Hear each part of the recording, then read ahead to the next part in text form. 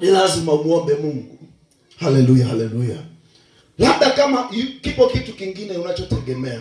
Nilikwambia ujumbe wetu wa Jumatano tulisema Bwana ndiye mchungaji.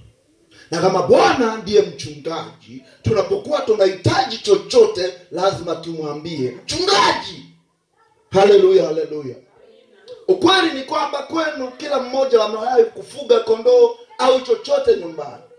Kondoo au mbuzi au chochote mara nyingi huwa vinategemea mchungaji. Lakini mfano mzuri ni kwa habari ya kondoo. Kondoo ili akapate chakula anategemea mchungaji amuongoze kwenye chakula. Haleluya, haleluya.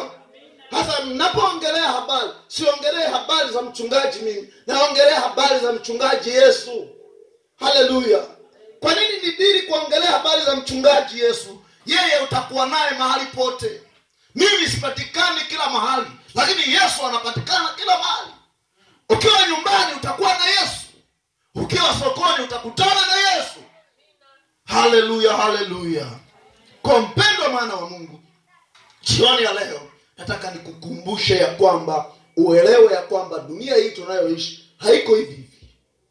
Na kama haiko hivi hivi, ili ushinde lazima aidha uchague kuwa upande wa Mungu au kuwa upande wa shetani. Lakini kwa sababu umechagua kuwa upande wa Mungu, umechagua upande wa ushindi. Na kwa kuwa umechagua upande wa ushindi, siri ya ushindi huo ni maombi, dua. Haleluya.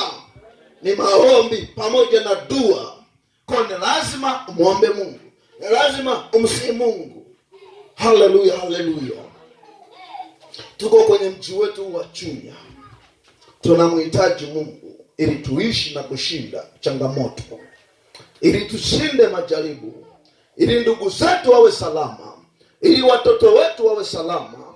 Ili jamii yetu iwe salama. Tunamhitaji Mungu. Haleluya, haleluya. Hatuhitaji kitu kingine. Na kama tunamhitaji Mungu, njia ya kumsihi Mungu ni njia moja tu.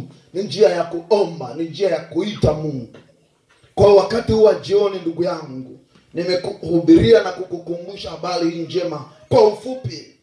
Na kama ni kwa ufupi, lengo tuwe na muda mfupi pia wa kumwomba Bwana. Na kama kumwomba Mungu nilikwambia lazima tuwe tunamuomba Mungu atusaidie kwenye maisha yetu ya kiroho na kimwili.